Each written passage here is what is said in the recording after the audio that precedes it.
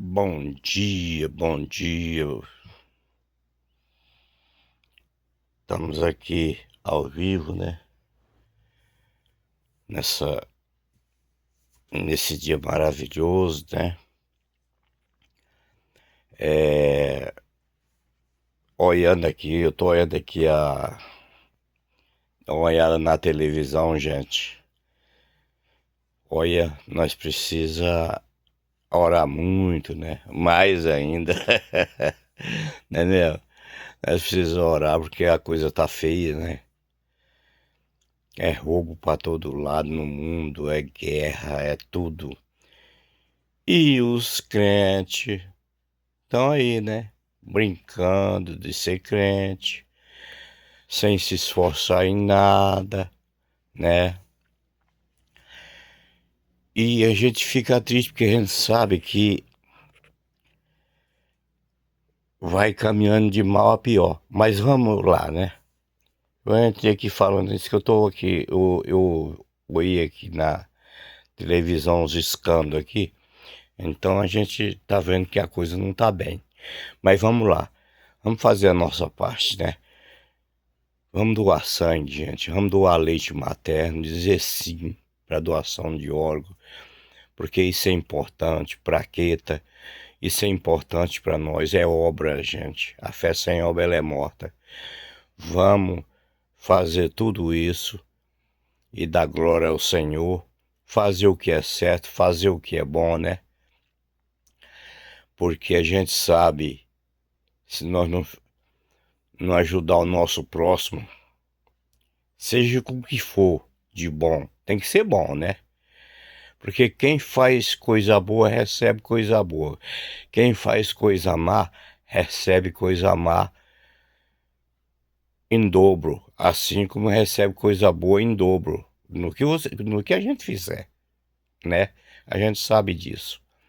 Não adianta as pessoas achar que vai fazer mal para os outros, que achar não é de Deus, e pensar que vai fazer coisa má e receber coisa boa, que não vai.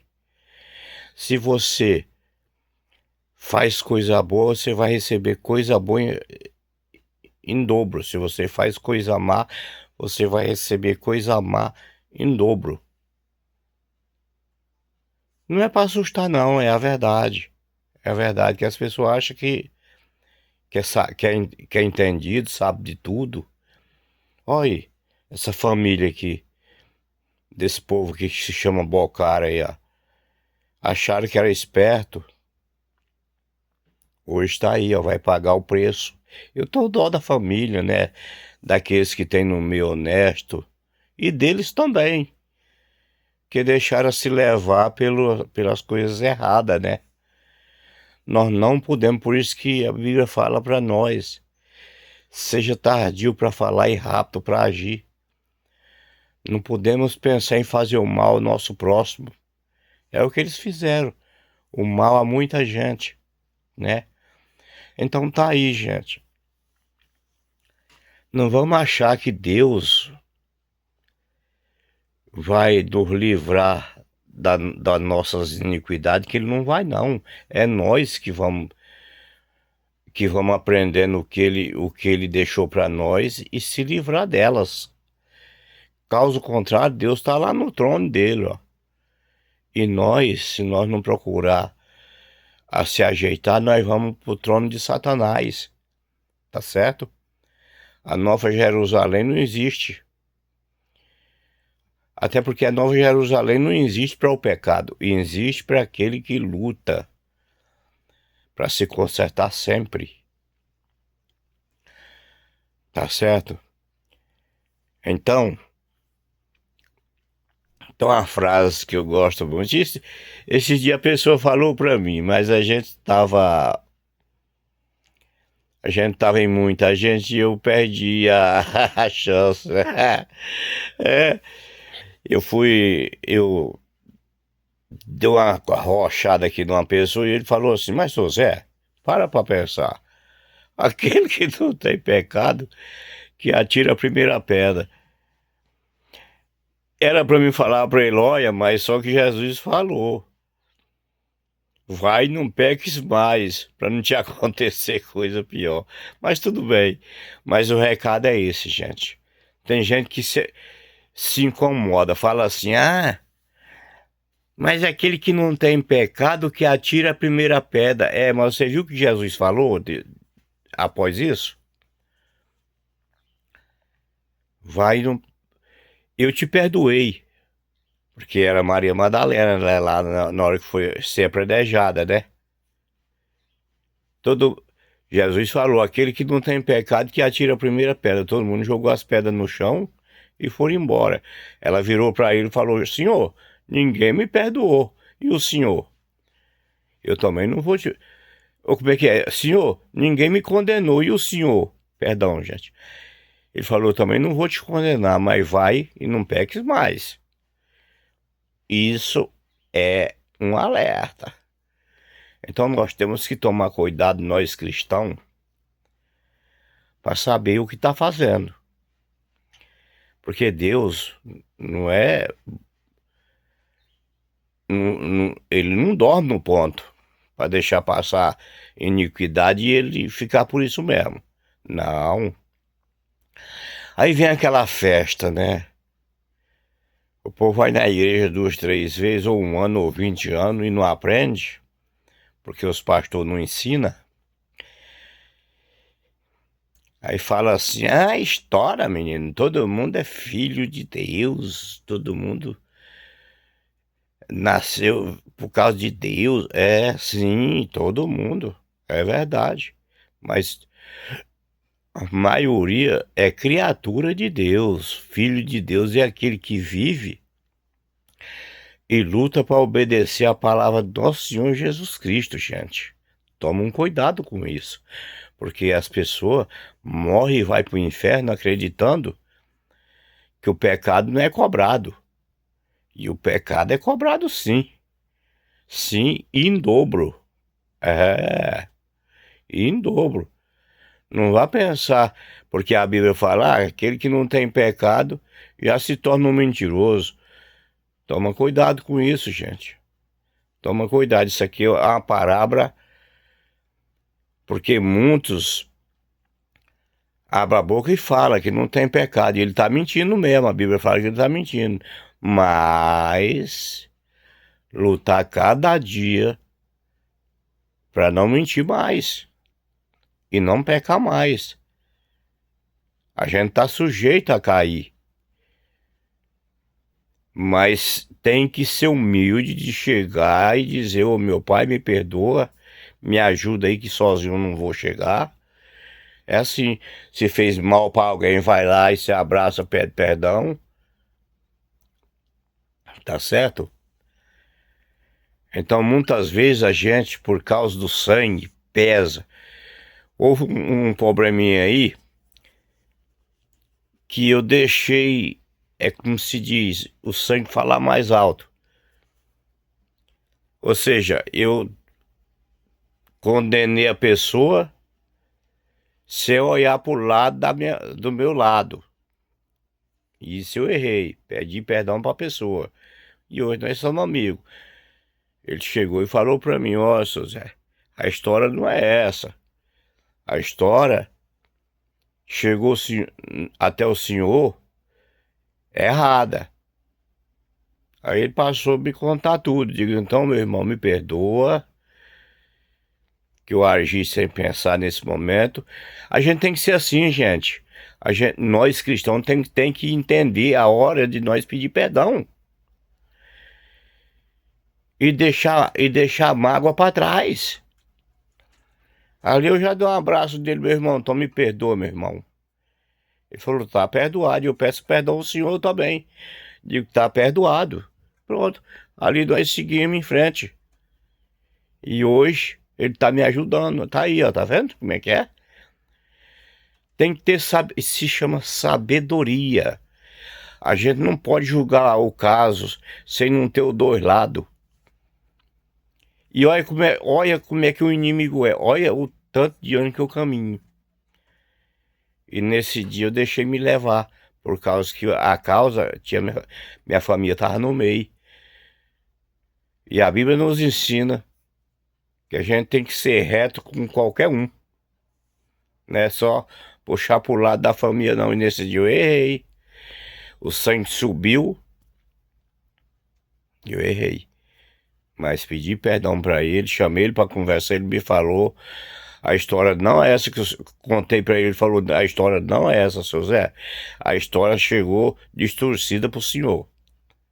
Aí ele passou a falar, eu digo, então tá, me perdoa. Ele falou, "Não, que imagina, eu que tenho que perdoar o senhor também." Digo, não, tudo bem, tá perdoado, demos um abraço. É isso, gente. Agora, não adianta nada nós querer julgar os de fora, deixando os de casa sem ser julgado. Aí complica também, né? Eu levei essa lapada, né? Pra aprender. E aqui, você vê como é que eu sou?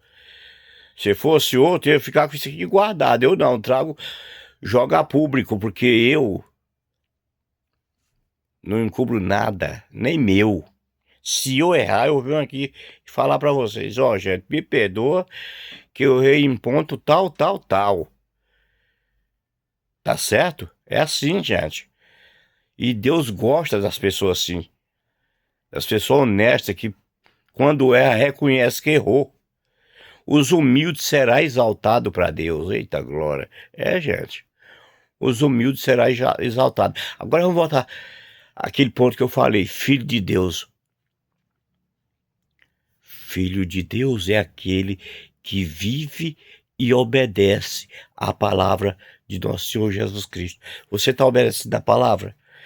Ah, tem dia que eu obedeço, tem dia que eu não consigo. Pois vigia, porque Jesus vai vir como um ladrão.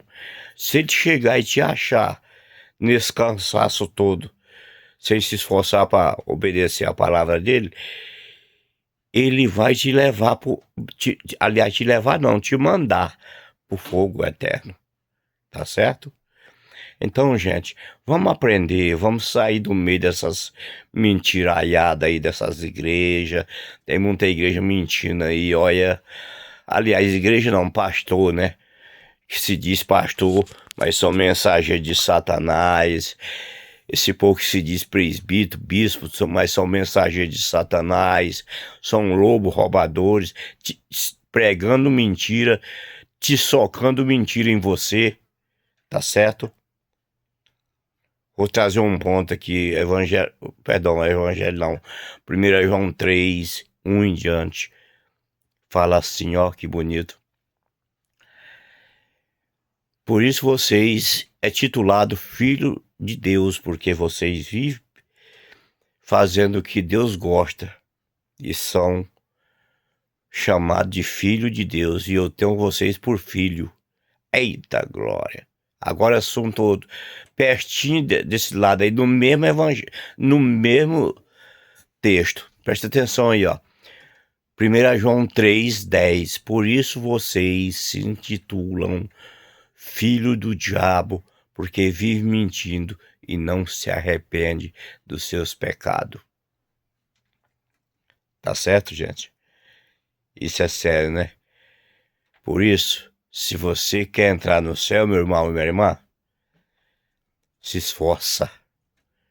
Se esforça. Procura uma pessoa de Deus, não importa o cargo, se é presbítero, se é bispo, se é pastor, e procura a fazer o que é bom. Procura a andar na certeza e não na incerteza. E a certeza é a boca de Deus falando, a Bíblia Sagrada. Toma cuidado. E para mim terminar essa live, eu vou trazer aqui um ponto muito forte. Pastor, aliás, pregador, vamos falar pregador que aí já pega em todos. Pregador da palavra de Jesus Cristo.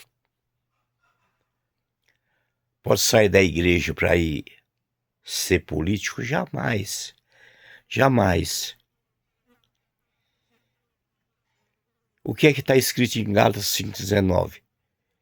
Competição, porfia, rivalidade, é pecado, meu irmão. Qualquer tipo de jogo que você vai competir é pecado. Então, um pastor de verdade, ele não vai ser político. A partir da hora que ele vai ser político, ele joga o nome de Deus na lama.